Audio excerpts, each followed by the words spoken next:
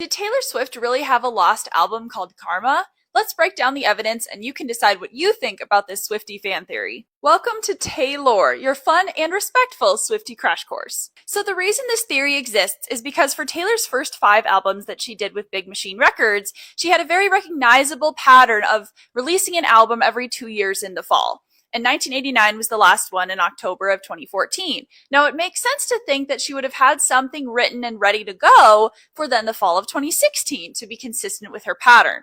However, summer 2016 saw the infamous Snakegate incident when the internet basically turned against Taylor and called her a liar. There was edited phone calls. It was a whole deal. Let me know if you want me to make a video on that. But basically, Taylor didn't release anything for a whole year, and Reputation, her next album, which was heavily inspired by Snakegate, didn't come out until fall of 2017. Now, before Snakegate happened in earlier 2016, it did seem like Taylor was gearing up for a new era. She had bleached her hair, she had kind of a new aesthetic, which often would happen in advance of an album announcement. And this was from May of 2016 at the Met Gala. So one reason people think this lost album was called Karma has to do with this clip, which is from Taylor's 73 Questions interview with Vogue. What do you think is the most important life lesson for someone to learn? That karma's real.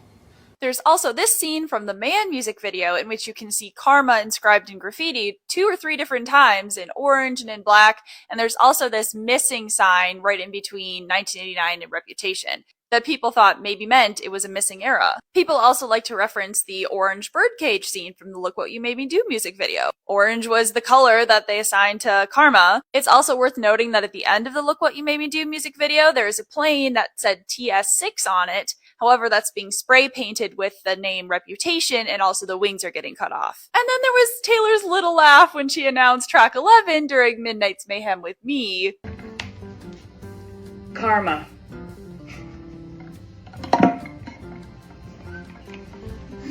Clearly she had been reading theories. Now personally, I don't think there's just an entire album that was totally scrapped that's just sitting in Taylor Swift's basement that she could release and it would be all new songs titled Karma or something else. However, I do think that there might have been some songs that she had written that had to get scrapped because she changed course to Reputation. And of course, the events that inspired Reputation hadn't happened when she would have been writing her 6th album.